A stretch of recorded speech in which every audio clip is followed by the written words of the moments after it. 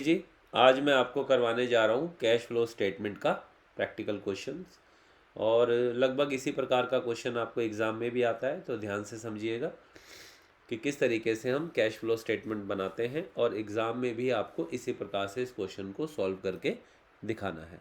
आपको एक क्वेश्चन दे रखा है और क्वेश्चन के अकॉर्डिंगली आपको 2 साल की बैलेंस शीट दे रखी है, कंपेरेटिव बैलेंस शीट दे रखी है। एक आपको 31 मार्च 2018 की बैलेंस शीट दे रखी है, एक आपको 31 मार्च 2019 की बैलेंस शीट दे रखी है। और ये आपका बैलेंस शीट का फॉर्मेट है। जैसा आप सभी को पता है कि बैलेंस शीट की लायबिलिटी साइड पे हमारा होता है इक्विटी एंड लायबिलिटी। उसका पहला कंटेंट होता है शेयर होल्डर फंड, जिसके दो फर्दर सब हेड होते हैं। एक होता है आपका शेयर कैपिटल, एक होता है आपका रिजर्व एंड सरप्लस। फिर आता है हमारा नॉन करंट लायबिलिटी, जिसका कंटेंट होता है लॉन्ग टर्म बोरोइंग। और फिर हमारा आता है करंट लायबिलिटी। इसी प्रकार से एसेट्स में नॉन करंट एसेट्स होते हैं, फिर उसके बाद हमारे करंट एसेट्स होते हैं, और कुछ हमें नोट्स टू अकाउंट्स दे रखा है, तो हमें इस क्वेश्चन को सॉल्व करना है। अब सबसे पहले कैश फ्लो स्टेटमेंट होती क्या है। देखिए, हमने पहले भी पढ़ा है कि कैश फ्लो स्टेटमेंट होता क्या है। मैंने आपको पहले भी बताया था कि जब भी आप क्वेश्चन करेंगे तो हमें पहले से पता होता है कि हमारे पास ओपनिंग कैश का बैलेंस क्या है और क्लोजिंग कैश का बैलेंस क्या है। लेकिन हम ये जानना चाहते हैं कि ये जो ओपनिंग कैश और क्लोजिंग कैश के बीच का डिफरेंस है, ये बेसिकली आया कहाँ से है। इस क्वेश्चन में भी देखिए, अगर आप देखेंगे तो ओपनिंग कैश का बैलेंस 25,000 है, क्लोजिंग कैश का बैलेंस क्या है, 50,000 है। देखिए, कंपनी एक्ट के फॉर्मेट के अकॉर्डिंगली करंट ईयर हमेशा आपको पहले गिवन होगा और प्रीवियस ईयर आपको सेकंड में गिवन होगा। ये करंट ईयर होता है और ये प्रीवियस ईयर होता है, तो हमेशा ध्यान रखिएगा इन चीज़ों का। तो यहाँ पे कैश का जो ओपनिंग बैलेंस था वो था 25,000 रुपये, 25,000। और कैश का जो क्लोजिंग बैलेंस है वो है 50,000। It means during the year आपने 25,000 का कैश अर्न किया। कंपनी के पास 25,000 रुपये का कैश आया, लेकिन कंपनी ये जानना चाहती है कि ये कैश कहाँ से आया है। क्या ये उसकी ऑपरेटिंग एक्टिविटी से आया है, क्या ये उसकी इन्वेस्टिंग एक्टिविटी से आया है, या फिर ये उसकी फाइनेंसिंग एक्टिविटी से आया है। तो इस क्वेश्चन को हम इसी प्रकार से सॉल्व करेंगे। तो आपका जो सॉल्यूशन है, आंसर तो आपको पहले से पता है कि भाई आपका जो कैश है वो 25,000 से चेंज हुआ है। It means change in cash and cash equivalent आपका 25,000 आना चाहिए। तो चलिए, अगर मैं इसको सबसे पहले क्वेश्चन में इसी को देखिए, कैश एंड कैश इक्विवेलेंट। तो ये हमारा फॉर्मेट होता है। तो इसका मतलब आपको बिगिनिंग का कैश दे रखा है जी 25,000, क्लोजिंग कैश दे रखा है आपको 50,000। तो इट मीन्स 50,000 का आपके पास देखिए क्लोजिंग कैश है, 25,000 का आपके पास ओपनिंग कैश है। इट मीन्स 25,000 आपका यहाँ पे क्या है, आंसर आना चाहिए। यानी कि आपका जो आंसर होगा यहाँ पे net increase oblique decrease in cash and cash equivalent, आपका पॉजिटिव में आंसर आना चाहिए 25,000। अगर आपका ये आंसर A+B+C करके 25,000 नहीं आता, इट मीन्स आपने अपना क्वेश्चन कहीं ना कहीं गलत किया है। तो देखिए, अभी तक मैंने सिंपल स्टेप उठाया।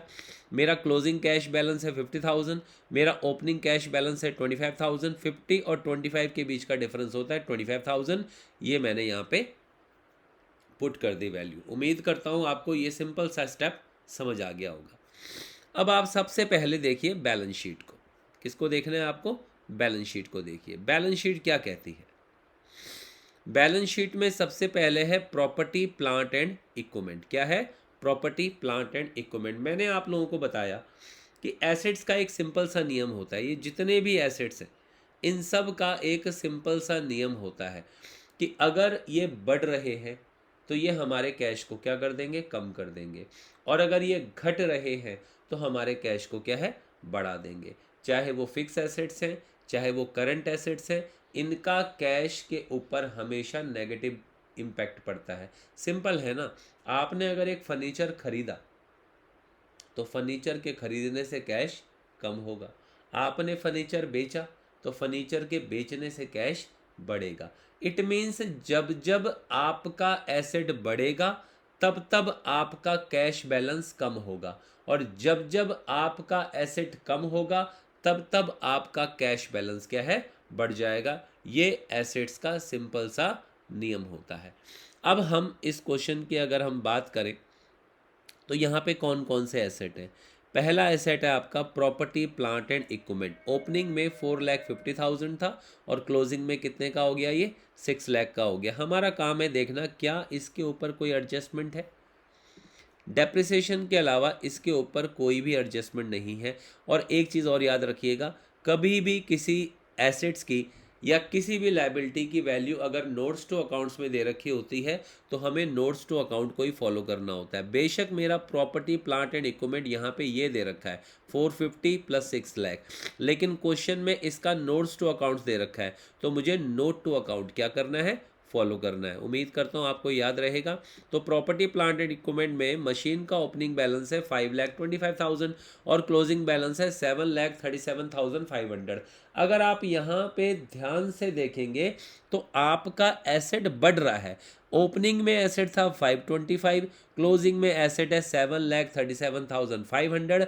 आपके मशीन की वैल्यू 2,12,500 से बढ़ रही है। इट मीन्स आपने मशीन खरीदी है। और मैंने आपको क्या कहा, जब भी आप खरीदोगे तो आपका पैसा जाएगा 2,12,500। ये आपने यहाँ पे जी इसकी एंट्री कर दी, ये माइनस में आ गया 2,12,500, क्योंकि आपने टेंजिबल फिक्स एसेट क्या किया? परचेज किया है। मैं इसको प्रॉपरली लिख भी देता हूँ, परचेज ऑफ मशीनरी। चलिए जी, परचेज ऑफ मशीनरी मेरा इन्वेस्टिंग एक्टिविटी में आएगा। सिंपल है, फिक्स एसेट्स है तो इन्वेस्टिंग एक्टिविटी में आएंगे। तो परचेज ऑफ मशीनरी आपका आ गया 2,12,500। उम्मीद करता हूँ आपको ये पार्ट समझ आ गया होगा। नेक्स्ट पार्ट क्या है? एसेट्स की बात हो रही है, हमने प्रॉपर्टी प्लांट एंड इक्विपमेंट देख लिया। करंट एसेट्स की बात करते हैं। Trade receivable. ट्रेड रिसीवेबल क्या हो रहा है? 225 था, अब क्या हो गया? 2,75,000 हो गया। करंट एसेट बढ़ रहे हैं, चाहे करंट एसेट बढ़े चाहे फिक्स एसेट बढ़े, उसका इम्पैक्ट कैश के ऊपर सेम होगा। आपके ट्रेड रिसीवेबल पहले 2,25,000 थे, अब कितने हो गए? 2,75,000। 50,000 से आपके करंट एसेट बढ़ रहे हैं। इट मीन्स कैश के ऊपर नेगेटिव इम्पैक्ट पड़ेगा। तो चलिए जी, करंट एसेट्स को हम कहाँ डालते थे? यहाँ पे डालते हैं। इंक्रीज इन करंट एसेट क्या हो जाएगा? लेस हो जाएगा। चलिए जी, हमने करंट एसेट्स भी डाल दिया। इंक्रीज इन करंट एसेट्स आपका यहाँ पे डल गया। समझ आ गया आपको इतना? ओके जी, मतलब मेरा प्रॉपर्टी प्लांट एंड इक्विपमेंट का ट्रीटमेंट हो गया, मेरा ट्रेड रिसीवेबल का ट्रीटमेंट हो गया, कैश एंड कैश इक्विवेलेंट का ट्रीटमेंट मैं पहले ही कर चुका हूँ। अब रह गया short term loans and advance. इसको देखिए, 1 लाख से 2 लाख हो गए। अगेन 1 लाख रुपए से आपका करंट एसेट क्या हो रहा है? इंक्रीज हो रहा है। वंस अगेन, अगर करंट एसेट इंक्रीज हो रहा है, करंट एसेट क्या हो रहा है? इंक्रीज हो रहा है, तो फिर से ये क्या होगा? फिर से क्या होगा? लेस होगा। Increase in loans and advances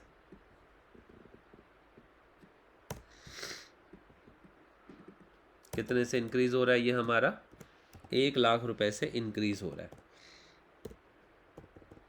तो इस तरीके से हमारा ये भी नेगेटिव में चला जाएगा। और इसको भी मैं क्लियरली लिख देता हूँ, इंक्रीज इन ट्रेड रिसीवेबल। तो चलिए, क्योंकि ट्रेड रिसीवेबल का बैलेंस बढ़ा तो मैंने इसे माइनस में लिखा। ट्रेड रिसीवेबल का आगे लोन्स एंड एडवांसेस का बैलेंस क्या है? बढ़ा, उसको भी मैंने माइनस में लिख दिया। सिंपल सा कंसेप्ट है, जब जब आपके एसेट्स इंक्रीज होंगे उसका कैश फ्लो के ऊपर नेगेटिव इम्पैक्ट पड़ेगा। इन ट्रेड रिसीवेबल भी आपके इंक्रीज हो रहे हैं, लोन्स एंड एडवांसेस भी आपके इंक्रीज हो रहे हैं, प्रॉपर्टी प्लांट एंड इक्विपमेंट भी आपके इंक्रीज हो रहे हैं। आपकी मशीनरी बढ़ी तो मैंने उसे नेगेटिव में लिख दिया। मेरा लोन्स एंड एडवांसेस बढ़ा, मैंने उसे नेगेटिव में लिख दिया। मेरा ट्रेड रिसीवेबल बढ़ा, मैंने उसको नेगेटिव में लिख दिया। बस आपको ये ध्यान रखना है, अगर फिक्स एसेट्स हैं तो आपको उसे इन्वेस्टिंग एक्टिविटी के अंदर डालना है, और अगर वो आपके करंट एसेट्स हैं तो आपको उसको operating profit before working capital changes के नीचे डालना है। इतनी बात आपको समझनी है। उम्मीद करता हूँ इतना आपको समझ में आ गया होगा।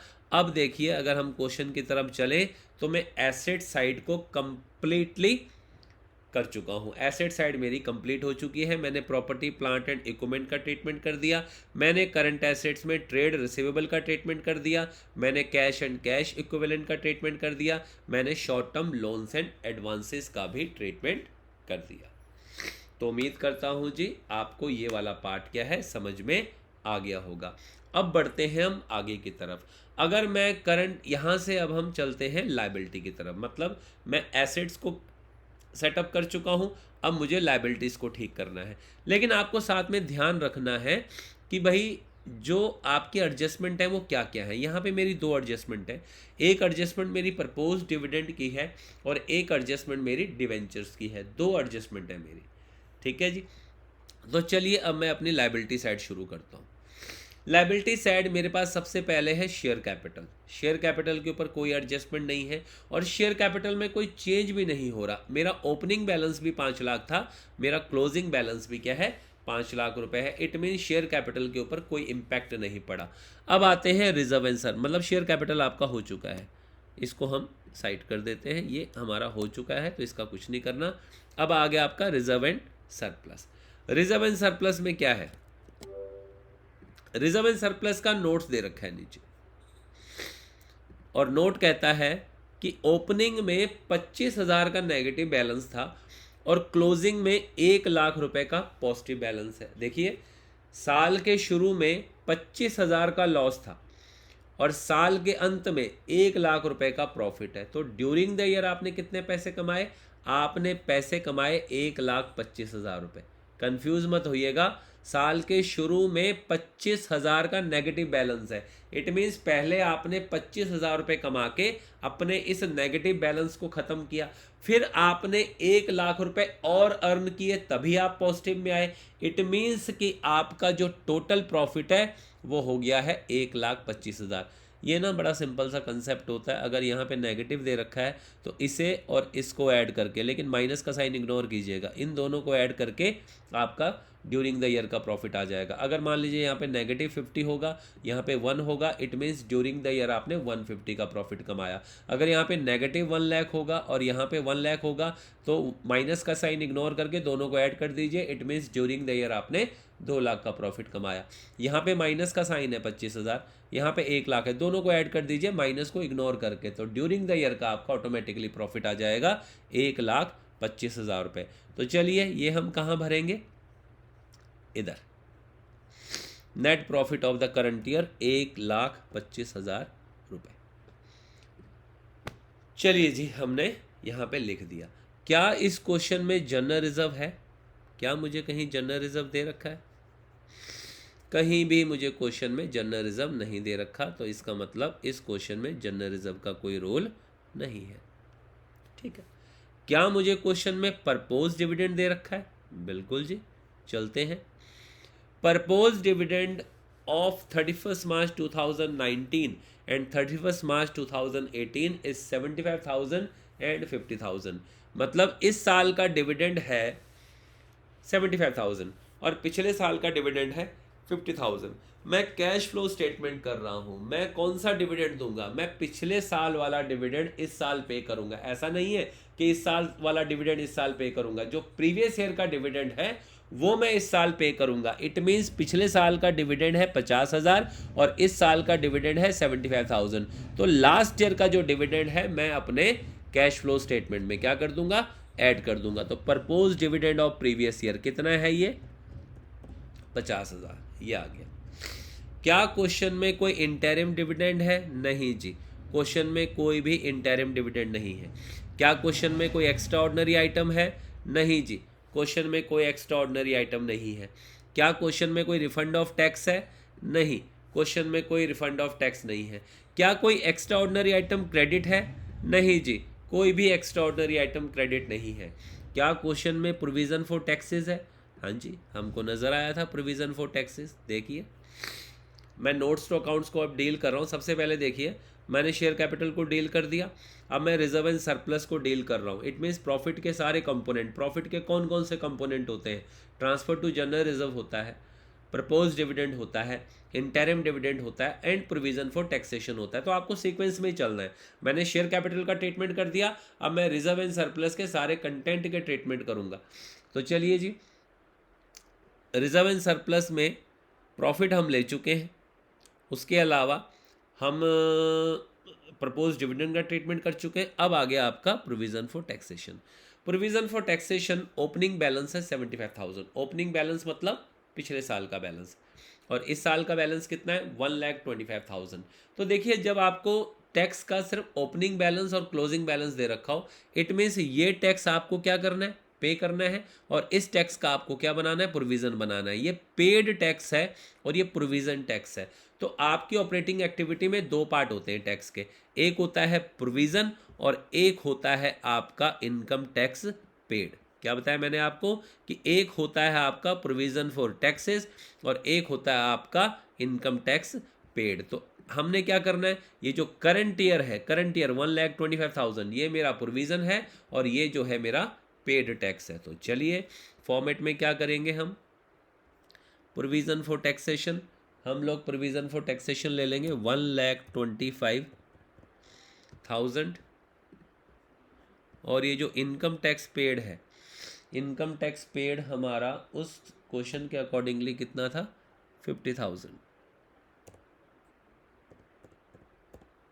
यहाँ पे मैंने 50,000 रुपीज़ की एंट्री कर दी। ठीक हो गया, यहाँ तक सभी को क्लियर है। देखिए, मैं कुछ भी आउट ऑफ द बॉक्स नहीं कर रहा, मैं सिंपल क्वेश्चन को फॉलो कर रहा हूँ। सबसे पहले मैंने क्या किया, कैश एंड कैश इक्विवेलेंट का ट्रीटमेंट किया, फिर प्रॉपर्टी प्लांट एंड इक्विपमेंट किया, ट्रेड रिसीवेबल किए, शॉर्ट टर्म लोन किया, मेरी एसेट साइड रैपअप हो गई। फिर मैंने शेयर कैपिटल का ट्रीटमेंट किया, फिर मैंने रिजर्व एंड सरप्लस के साथ जितने भी कंटेंट उससे रिलेटेड होते हैं उनको मैंने सेटल कर दिया। ठीक हो गया इतना। अब चलते हैं हम लोग आगे की तरफ। आगे है आपका non current liability. Non current liability में क्या है, 1,50,000 के आपके डिवेंचर्स थे, अब आपके डिवेंचर्स हो गए हैं 2,50,000 के। मतलब ड्यूरिंग द ईयर 1,00,000 रुपए से आपकी लायबिलिटी बढ़ी है। और मैंने आपको क्या कहा, क्या बताया मैंने आप लोगों को कि लायबिलिटी के केस में हमेशा पॉजिटिव होता है। अगर लायबिलिटी बढ़ रही है तो उसे प्लस में लिखना है, और लायबिलिटी अगर घट रही है तो उसे माइनस में लिखना है। तो यहाँ पर लॉन्ग टर्म बोरोइंग आपकी बढ़ रही है। कितने से बढ़ रही है, 1,00,000 रुपए से आपकी लॉन्ग टर्म बोरोइंग बढ़ रही है। अब लॉन्ग टर्म बोरोइंग होती है इन्वेस्टिंग का पार्ट, यहाँ पर 1,00,000 रुपए से आपकी ये बढ़ गई। क्लियर है इतना। चलिए जी, तो और तो मेरा ये किसी काम का यहाँ पे नहीं है। इतना क्लियर हो गया आपको। अब चलते हैं हम लोग दूसरी लायबिलिटी की तरफ, करंट लायबिलिटी। इसमें एक शॉर्ट टर्म बोरोइंग है और एक शॉर्ट टर्म प्रोविज़न है। अब शॉर्ट टर्म बोरोइंग में है बैंक ओवरड्राफ्ट, ठीक है जी। और ओहो, बैंक ओवरड्राफ्ट का मैंने इसके अंदर शायद मैं अमाउंट लिखना भूल गया, कोई बात नहीं। तो बैंक ओवरड्राफ्ट हमारा यहाँ पर है 1,00,000 और यहाँ पर है 1,50,000 रुपये। तो अगेन देखिए, बैंक ओवरड्राफ्ट क्या हुआ, लायबिलिटी है ये, तो यहाँ पे आपका 1,00,000 था, अब आपका क्या हो गया 1,50,000 हो गया। तो 50,000 रुपीज़ से क्या है, आपका बैंक का बैलेंस क्या हो रहा है, इंक्रीज हो रहा है। बैंक ओवरड्राफ्ट भी अपने आप में क्या होता है, लोन होता है। तो ये भी हमारी इन्वेस्टिंग का पार्ट होता है। देखिए आपको यहाँ पे मिलेगा बैंक ओवरड्राफ्ट, आपको मिल गया जी, ठीक है जी। अब बैंक ओवरड्राफ्ट अगर डिक्रीज होता तो हम उसे माइनस करते, लेकिन यहाँ पर जो आपका बैंक ओवरड्राफ्ट है वो क्या हो रहा है, इंक्रीज हो रहा है, तो हम उसे क्या कर देंगे, प्लस कर देंगे।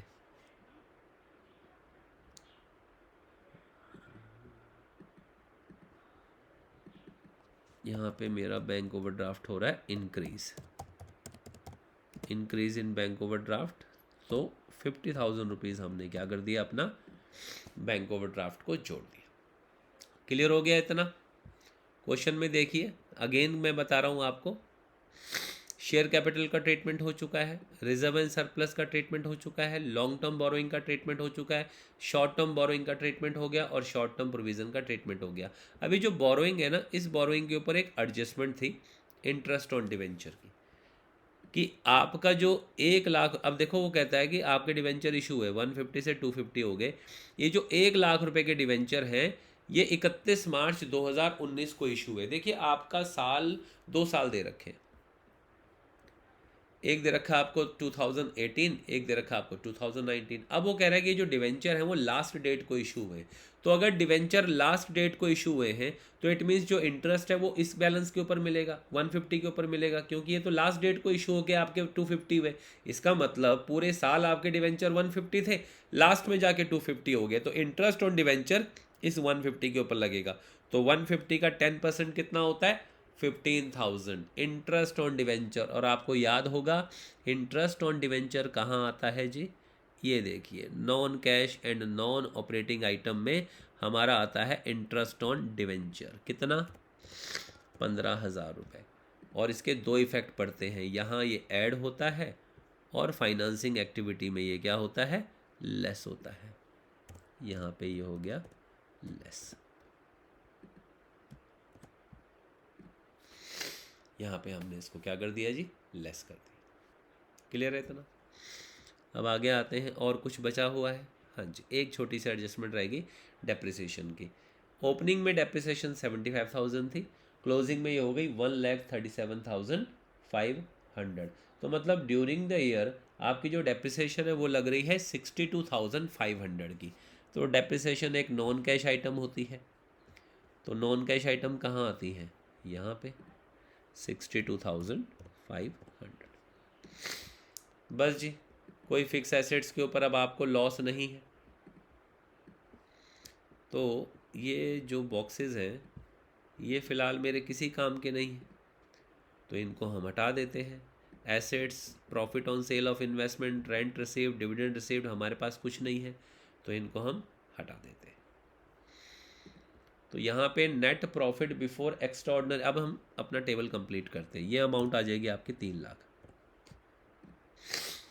मेरे पास नेट प्रॉफिट था 1,25,000, उसमें प्रपोज डिविडेंड को हमने ऐड कर दिया, फिर मैंने प्रोविज़न फॉर टैक्सेस को ऐड कर दिया, मेरा अमाउंट आ गया 3 लाख रुपीज़ का। फिर उसमें मैंने डेप्रिसिएशन रिटर्न ऑफ को ऐड कर दिया 62,500, इंटरेस्ट ऑन डिवेंचर को मैंने क्या कर दिया, ऐड कर दिया 15,000। तो ये करने के बाद जो मेरा ऑपरेटिंग प्रॉफिट है बिफोर वर्किंग कैपिटल चेंजेस वो आ गया 3,77,500। उसके बाद इंक्रीज इन ट्रेड रिसीवेबल को हमने क्या कर दिया, माइनस कर दिया। ठीक है जी, increase in loans and advances को भी हमने क्या कर दिया, माइनस कर दिया।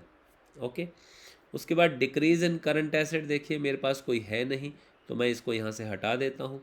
इंक्रीज इन करंट लायबिलिटी, मेरे पास कोई है नहीं, तो मैं इसको भी क्या है, हटा देता हूँ। मतलब दोनों ही चीज़ें हमारी क्या हो रही हैं, यहाँ से लेस हो रही हैं।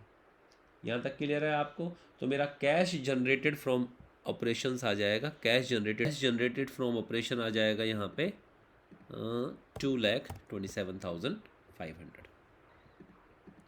उम्मीद करता हूँ आपको समझ आ गया होगा। अच्छा, इसमें एक बात और ध्यान रखिएगा, ये जो लोन्स एंड एडवांसेस है, देखिए लोन्स एंड एडवांसेस जो है वैसे ये करंट एसेट का पार्ट होता है और मैंने इसको करंट एसेट में लिखा है, लेकिन इसको डील करने के दो तरीके होते हैं।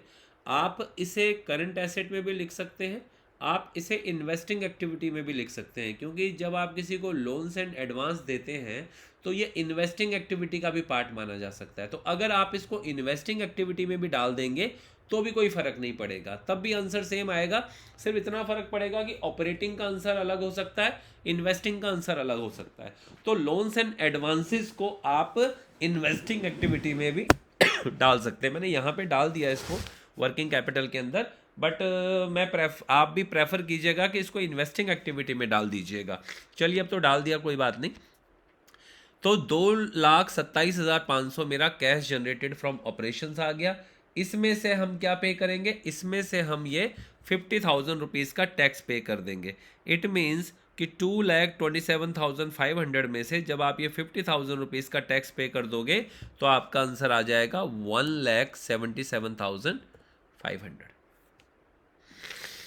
तो net cash flow from operating activity से जो मेरा कैश फ्लो है वो आ गया 1,77,500, 1,77,500।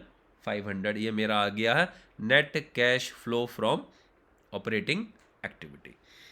तो उम्मीद करता हूँ आपको समझ में आ गई होगी मेरी बात। मैं आपको थोड़ा सा ऑपरेटिंग एक्टिविटी का गो थ्रू बता देता हूँ। सबसे पहले हमने क्या किया था, net profit of current year लिया, उसमें मैंने प्रपोज डिविडेंड को ऐड किया, प्रोविजन फॉर टैक्सेस को ऐड किया, तो net profit before extraordinary item आ गया।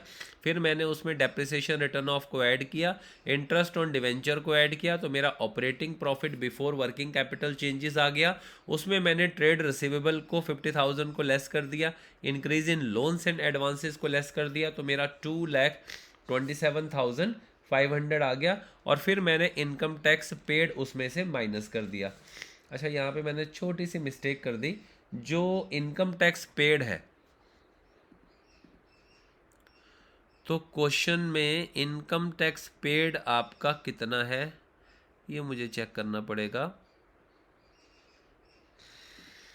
इनकम टैक्स पेड, आपका जो इनकम टैक्स पेड है वो 75,000 का है, मैंने गलती से वहाँ पे 50,000 लिख दिया, तो इनकम टैक्स पेड यहाँ पे मेरा आएगा 75,000। तो चलिए इसको 75,000 कर देते हैं। और जब आप 2,27,500 में से माइनस करेंगे कितना, 75,000, तो आपका आंसर आएगा 1,52,500, 1,52,500। तो ये आ गया मेरा net cash flow from operating activity. क्योंकि मेरा आंसर पॉजिटिव में आया है तो मैं लिखूंगा net cash flow from operating activity. ये आ गया मेरा 1,52,500। तो उम्मीद करता हूँ आपको ऑपरेटिंग एक्टिविटी समझ में आ गई होगी। इन्वेस्टिंग में कुछ है नहीं, हमने एक ही एंट्री की है मशीन को परचेज़ करने की, बाकी इसमें कुछ भी नहीं है। तो बाकी हमारे लिए ये चीज़ें क्या है, रेलिवेंट भी नहीं है, तो हम इनको यहाँ से हटा सकते हैं। सॉरी,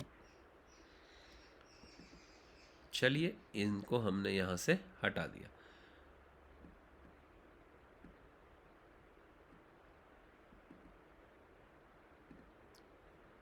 अब आपको भी पता है कि 3 चीज़ों से बल्कि हमारी एक्टिविटी बनती है। ऑपरेटिंग एक्टिविटी होती है, इन्वेस्टिंग होती है, फाइनेंसिंग होती है। यहाँ पे हमारे पास नेगेटिव में आ गया, क्या आया नेगेटिव में, 2,12,500।